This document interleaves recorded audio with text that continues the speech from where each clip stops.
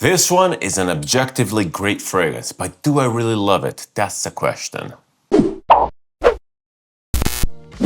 Hello, welcome back to Seldomly Off, and I'm Daniel. Today we're talking fragrances, and this is a practical review of Xerjoff Renaissance. These reviews are for fragrances I have a lot of experience with, multiple wears in many situations, and I'm meant to give you a general idea of what it feels to wear the fragrance. As per usual, I do a lot of research before buying fragrances, but I don't really like to go into details about notes and accords, as I don't think that they help the end user. I'd rather talk about the wear experience as a whole. Before receiving it, Xerjoff Renaissance was actually the last fragrance from the 1861 collection that I still needed to sample. I received this relatively recently. I purchased it about a month and a half ago, and I've been wearing a crap ton of it on. It's a beautiful, objectively great fragrance. I'm just not sure it's for me. I decided to finally purchase this because a lot of you guys were recommending this, saying that it's one of the best citruses from the house of Xerjoff, and also is highly rated, both on Fragrantica, on Parfumo, and even on YouTube throughout the reviews. So I had to get it. I had to finally try it out. This is a little bit of a different take on citruses, especially by Xerjoff standards. If you read the notes on this, it's remarkably similar to something like Torino 21, yet it smells completely different. It's very different in vibe. Torino 21, if you watch my first impression comparison video, that one there comes across as very minty fresh, very herbaceous, and very bright, bitter, sour, citrusy. This one here is very different. It comes across as much more sweet. It's basically a combination of citruses and amber, like an amber sweet base. This is actually the reason why I'm kind of torn on it. It smells a little bit weird in the dry down. It's a beautiful opening fragrance. Actually, it's a beautiful fragrance top to bottom. I'm just not really sure if it works on my skin, but we'll get to that later. But despite this, it's not necessarily my thing. It comes across as extremely likable, very mass appealing, very easy to recommend, and I will recommend it, spoiler. But for whatever reason, it lacks a little bit of excitement. I'll also be getting to this fact specifically later down the road because it's pretty much the crux of my review. Anyway, Xerjoff is a fun house. I have a lot of experience with the house in general. I smelled a lot of their offerings. I would say I smelled about 75% of their bottles. They have a ton of fragrances on the market to the point where it's actually difficult to keep track of everything and to really pinpoint what smells like what. Case in point, Xerjoff Renaissance to me on paper, I was expecting something like Torino 21. I was expecting something like maybe Xerjoff Neo. Again, very fine line between the notes, very fine line between the presentation, yet the smell is radically different. This is one of my major complaints about the house of Xerjoff. I feel that they should discontinue like at least half of their catalog to make things more straightforward, to make things a little bit more exclusive. I don't really like discontinuation in general because I don't think that it aids the final customer, but in this case, it would make their catalog so much more easy to navigate. And to all of you that think that I'm a little bit of a niche snob, that I hate on everything which is not uber niche, that I hate on Xerjoff, I actually really like the house. I feel that the house itself is a net positive for the fragrance community, for the fragrance world.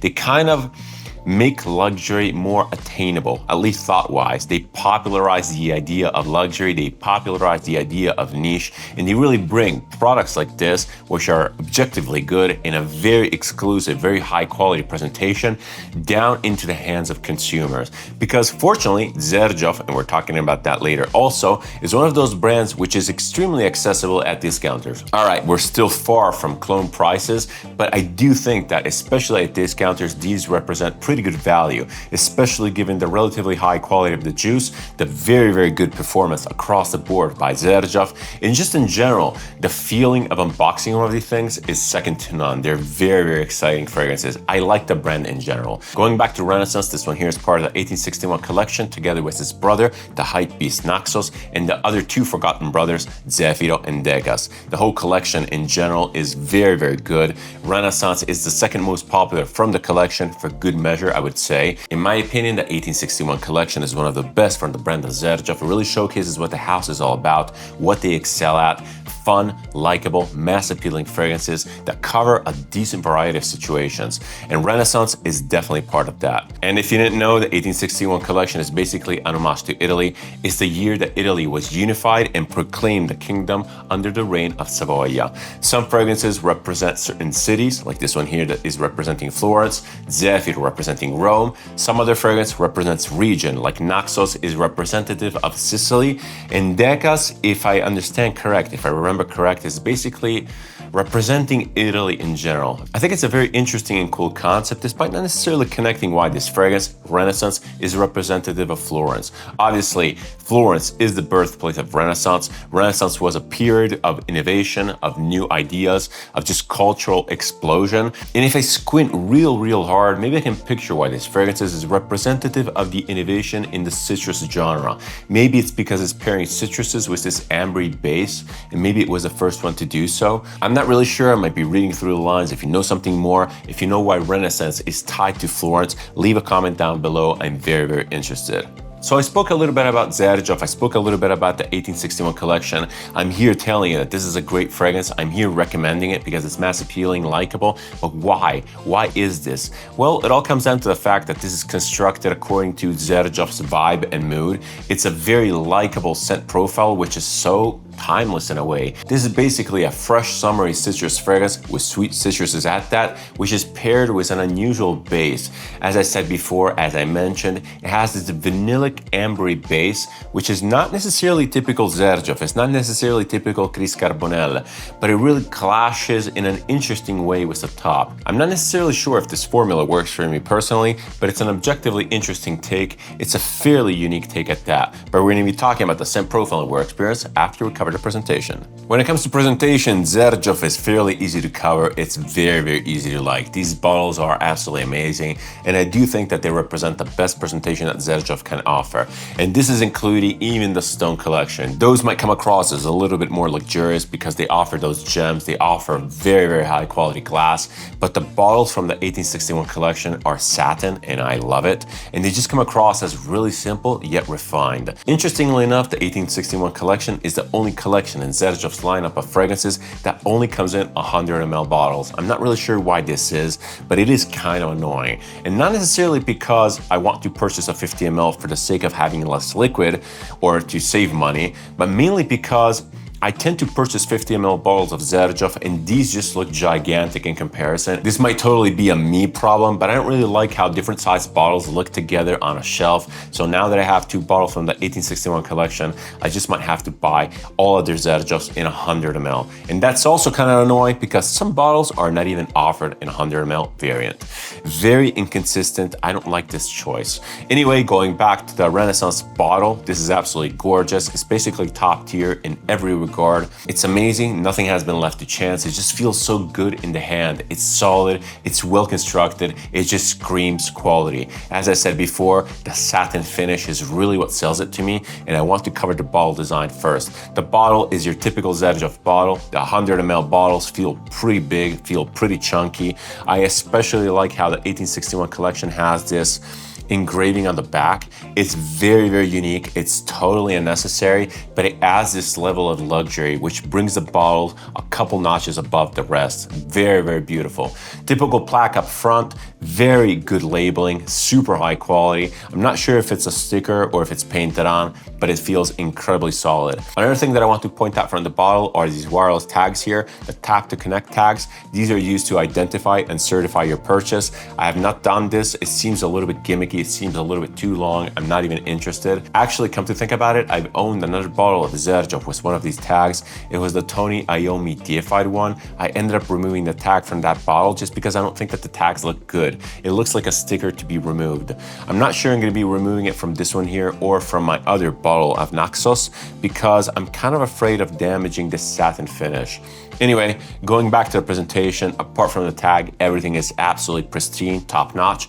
Even the cap is your usual very solidly attached Xerjoff cap, very heavy, it clicks into place in an incredibly solid manner. It's a fingerprint magnet. Even just doing this has covered the cap in fingerprints, which is a little bit of a shame, but I'll forgive it because the bottle is satin.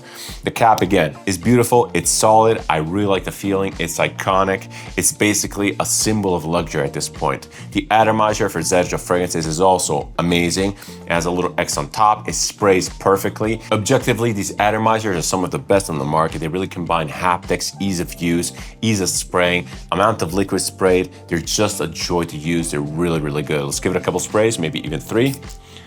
I've been wearing this as my scent of the day, as I usually do when I film these reviews. Actually, I've been wearing this as my scent of the day a lot recently, just because it's so fresh, it's so invigorating, it's so relatively unique. I'm not sure I'm super sold on it personally. Again, I keep repeating and teasing this concept that I'm gonna be talking about in a bit, but overall the scent is supremely likable, super wearable, absolutely non-offensive. In the office, it's great. At home, it's great. In the gym, it's great. It's basically great in every situation possible. So yeah, presentation for Xerjoff products is basically top tier. It's very, very difficult to fault. You might not like the bottles, you might find them a little bit tacky, but they're objectively very, very high quality.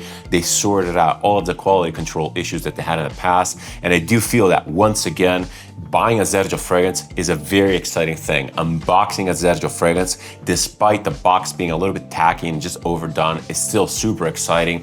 That's one of the biggest selling points for the brand.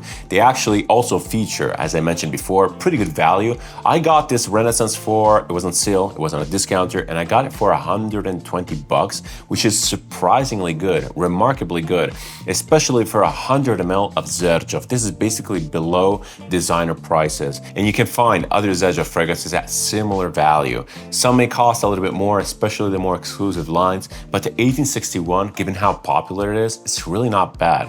Naxos and this are pretty good recommendations. I still like Zephyr a little bit more. I think it's a little bit more unique. I think it's a little bit more edgy, but this one here is very, very good. But it's finally time to talk about the scent profile and wear experience for Xerjoff Renaissance. What does this actually smell like? Well, I mentioned this already, I'll mention it again. This is basically a sweet citrus scent with a little bit of an ambery vanilla base. It's difficult to describe because until you wear it, until you experience it for yourself, you really don't know what to expect. I've read about this many, many times online, and yet when I wear it, especially when I wore it multiple times, I was kind of surprised because again, it's fairly unique in its concept. And this scent is actually fairly unique even among other Xerjoff fragrances. It's definitely lacking that Chris Carbonell signature, that musky shampoo-ish sweet undertone, which we all know and love, or hate, it really depends on you.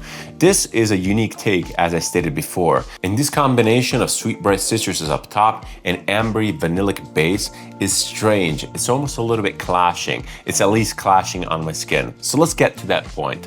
On my skin, this scent smells a little bit funky. It smells a little bit weird. The opening is beautiful. It's very, very refreshing, very zingy, very energetic. Yet as the scent dries down, it enters this ambery phase, as I said before. But on my skin, this amber smells a little bit, how can I say this? It takes on this slightly rancid facet, which at this point, having worn the scent many, many times, I'm very, very accustomed to.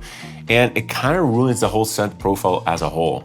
In the last days of me giving this a full wear, I've been having trouble even enjoying the opening, as beautiful as it is, because in the back of my head, I was basically teleported to the dry down, smelling this very funky, rancid amber. I'm not against stinky scents, but something about this just doesn't work with my skin chemistry. I don't know what it is. The opening though is beautiful. It's beautiful, it's effervescent, it's sweet, it's so summery, so likable. It's modern, it's very youthful, yet it has this mature sophistication, this mature timelessness about it.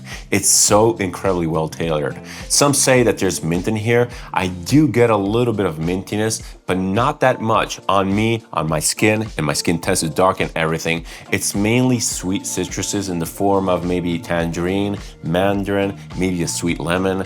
It's very, very smooth.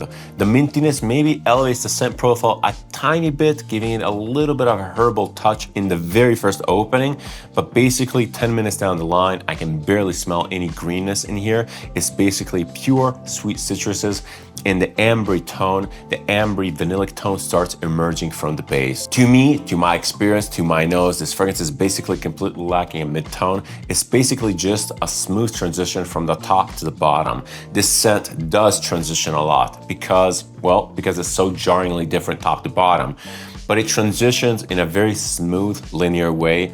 No sudden jumps, there's no storytelling whatsoever. It's just a very interesting experience. I love the opening, and the dry down is objectively interesting. It's fairly unique. It just smells a little bit funky on me. I'm not gonna bash or criticize this scent too much for its dry down because I'm pretty sure it's a me thing. So much so that when I spray this on clothes, it smells remarkably different. It's still a little bit funky, top to bottom. That transition is very, very unusual, but that that sour, bitter, rancid aspect of the amber does not come through, or at least not so much. Maybe my brain is almost trained to smell that now. It has polluted the scent profile as a whole. Maybe not, I'm not really sure what's going on, but it's definitely a lot lighter, a lot fresher on clothes or on paper as you may smell it. And despite this not coming across as a mint fragrance whatsoever, at least in my opinion, when you spray it on clothes, that mint note lingers a little bit longer. It stays there a little bit more, but inevitably it goes down to that sweet citrus, mandarin, lemon, tangerine, whatever it is, and it starts mixing with that amberiness, giving it even more sweetness. It kind of reminds me of the dry down of a fragrance that I'll be showcasing in the opposite, but we'll talk about that in a bit. When talking about overall wear experience, this fragrance, as I said before, is extremely fresh, very, very energetic, supremely wearable. This is one of the best summer fragrances out there. It starts off very, very zingy, very top heavy. It basically sits in the top of the tone range. Then as the scent dries down, it starts sinking down in the mid-tone and it almost reaches the base. It never goes super heavy and it still retains its mid-centric characteristics, but it does have this density to it. The fragrance itself wears in a very, very linear manner, very predictable, very, very stable. As I said before, this is pretty much designed to be worn as a signature. It's designed to be worn as a daily. It's designed to be very, very safe, very, very likable. So no fear there. One of the interesting things that I discovered about this fragrance by wearing it a lot is that paradoxically, this ambery vanillic thing is almost containing the projection. It's almost blanketing these citruses, really muffling them. It's almost reducing any sort of zing, any sort of metallicness, any sort of energy. Rather, they're very, very energetic up top, but immediately this blanket of vanillic amber really comes and suffocates everything. Now, this is good and bad. Good because, well, the citruses are much more rich and they take on a lot of that sweetness from the ambery vanilla, appearing much more dense and long lasting. It could also be seen as a con because the scent starts off very refreshing, very, very energetic and very bright, almost to a screechy, scratchy degree in your typical citrusy fashion. Yet soon after, the scent becomes blanketed and muffled. And it's kind of like hearing a conversation through a styrofoam wall. It's almost like listening to music with cotton balls in your ears.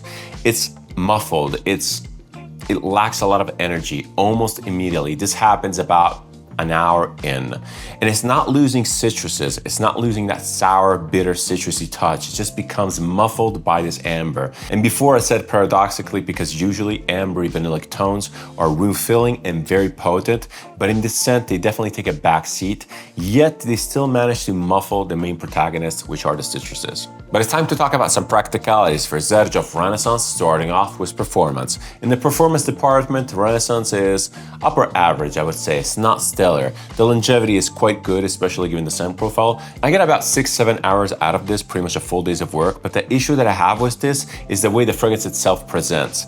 Now, when you first spray it on, you get a beautiful projection. It's so invigorating, so noticeable. It's not room-filling, but it's so there. It has so much body, so much presence. It gives you this boost of energy. It's absolutely glorious. And when these amber vanilla tones enter the chat, they basically muffle and silence everything. The projection curve itself is actually fairly good. It's very, very smooth. The fragrance is super stable and predictable. No jarringness whatsoever. But these sweet tones swallowing these citruses come across as fairly unnatural. And this is what I was talking about in my introduction. It's a unique take for sure, but it comes across as a little bit clashing. And this is due to the fact that in your head, you're expecting citruses to be bright, effervescent, and fleeting. You're expecting them to be evaporative very, very quickly, instead of being smothered by sweetness. On the other hand, when it comes to actual use cases and versatility, Xerjoff Renaissance knocks it out of the park. It's supremely wearable, very, very likable, very mass appealing. It's just such a great scent.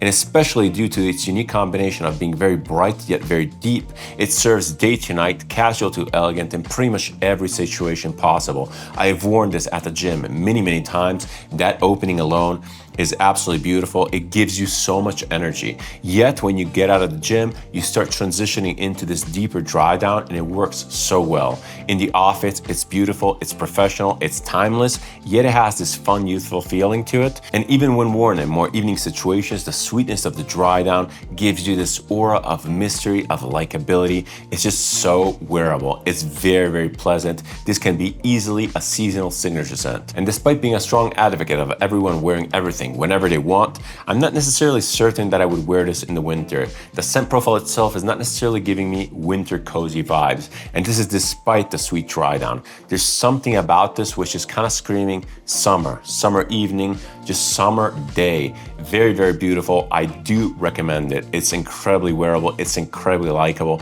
It might even get you a couple comments. Segueing straight into the demographics, the versatility continues. This can be worn by pretty much everyone. It's just likable. If you like citruses, if you like ambery undertones, this can totally be your thing. Age-wise, this comes across as a little bit more youthful. It's very, very modern, yet it has that sophisticated, timeless vibe. Unfortunately, all this versatility comes at a cost in the narration and imagery department. This scent basically tells zero story. It gives me zero image. It doesn't transport me anywhere. It does nothing. This is a very perfumey perfume. In this case, the saying is mostly correct. You really can't have the cake and eat it too. It's incredibly difficult to design a scent to be wearable, to be incredibly likable, yet to retain a lot of narrative power and to have a lot of depth in communication. I'm going to be covering a scent which is pretty much an exception to this rule later, but Xerjoff Renaissance is just that. It's a perfume which is greatly designed, supremely wearable, very mass appealing, but it's just that. It doesn't really tell me anything, and I'm not going to fault it for that. All right, we're at a part of the video where I give you some options for my reviewed fragrance. In the case of Xerjoff Renaissance, I just wanted to feature different takes on citruses. The first one that I want to talk about is a very new release. This one here is Isola by Meo Fusciuni. This is actually the exception that I was talking about because this fragrance comes across as supremely wearable, very, very likable, yet it has this narrative undertone typical of Meo Fusciuni. This fragrance, for this alone, is pretty much a masterpiece in my opinion. I don't have a ton of experience with this. I've been wearing it a lot, as much as I can, but still, these scents require a lot of wears to be fully understood.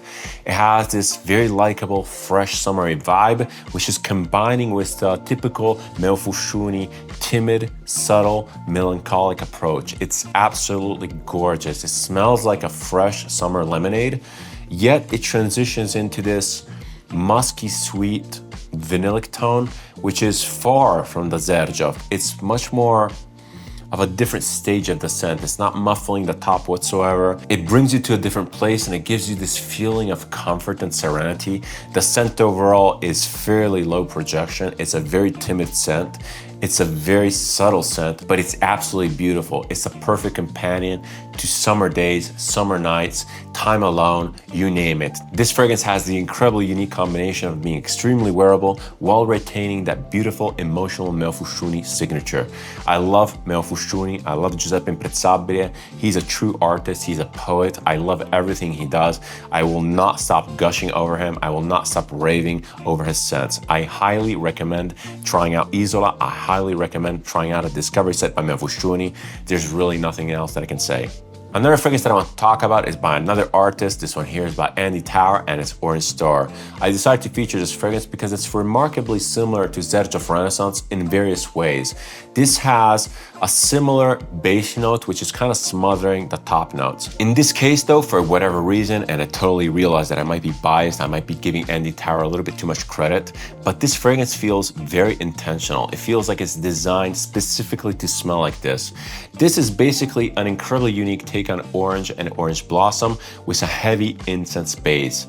It's not fresh. It's not typically fresh. You get a lot of zing, you get a lot of effervescence from the orange. It almost smells like an orange soda, but this incense immediately smothers the top and it just goes on like a powder. And this powder is basically coming on as a dust being sprinkled all over the fragrance. It's drying everything up. It's drying the orange juices. It's drying the orange oils. It's basically killing any acidity. It also has a very particular and recognizable signature by Andy Tower. It has this ambergris or ambergris-like note in the base, which is giving this fragrance a lot of lift. And despite it being dense, it's also supremely wearable. It's light at the same time. It's a very strange fragrance. I like this a lot. I've been wearing a lot of this on. It wears in such a unique way. I really can't describe it. I'm not necessarily sure what Andy Tower was going for, but as I said before, it does come across as intentional. Or maybe I'm just imagining things and this is just a happy mistake. I really do recommend it if you're after a unique take on orange. If you want something with a lot of density and longevity, because this lasts a long time, that has a little bit of this effervescent soda aspect, this one is definitely worth a try. It's one of the more underrated from the Tower House. I don't think it's one of the best, but I think it's good. It's cool, and I love Andy Tower, so I will support his products. Cool stuff, Orange Star by Andy Tower. Last but definitely not least, this is one of the more beautiful citrus fragrances in my collection. This one here is Amber Cologne by Bortnikoff. This has a similar vibe to the Xerjoff, meaning that the citruses are in the back. They're kind of muffled by other ingredients. In this case specifically, the citruses are slightly muffled by these very dense and lush florals. They come across as yellow in color, probably something like ylang ylang, maybe even frangipani. They're very happy, they're very positive, they're very optimistic. They have this vacation island vibe. And I seem to remember Ramsey talking about this fragrance in his review, saying that the frangipani is often used as the flower to greet you when you get to Hawaii or something like that. And I totally see this. This instantly brings me to an island. It instantly brings me to holiday. It's a beautiful summer fragrance with a little bit of this salty undertone given by the natural ambergris. It has a little bit of funk, but not too much. It's still a supremely likable fragrance. Unfortunately, despite the insanely high quality and natural smelling scent profile of this, I get pretty much terrible longevity. I'm getting 2, 3, 4 hours at most. It smells beautiful, it smells natural, as I said before, but the longevity is pretty much a bummer. It's no surprise, it's a Cologne after all. I'm not expecting who knows what, especially given the bright scent profile. It's unique, I love wearing this. I love wearing this actually as a day ender, just because it calms me down. It really brings me to this meditative, happy island place. If this sounds interesting at all, do not be put off by the heavy florals. This leans very unisex. It's not feminine at all. Do not be put off by the potential funkiness of the ambergris. It's really not that stinky. It adds a lot of complexity. It adds a lot of depth, and it adds that marine island vibe, which is so beautiful.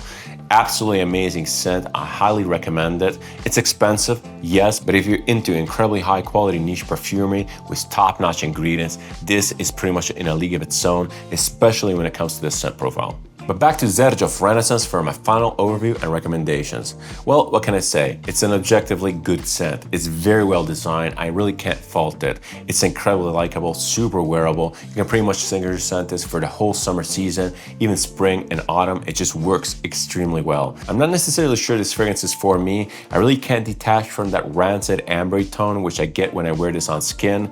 It might be temperature dependent. Actually, come to think about it, I seem to remember Rafi from the channel, Rafi Diran Bass Clef, talking about he can only wear this fragrance in the deepest of summer, in the deepest of heat. Otherwise, it smells weird and funky on him too. So maybe there's a thing, maybe there's a theme. What do you guys think? Do you get the same thing? Do you get the same rancid undertone? Is it a me problem? Leave a comment down below. I'm very, very curious. Anyway, despite that, especially when worn on clothes, the scent profile is beautiful.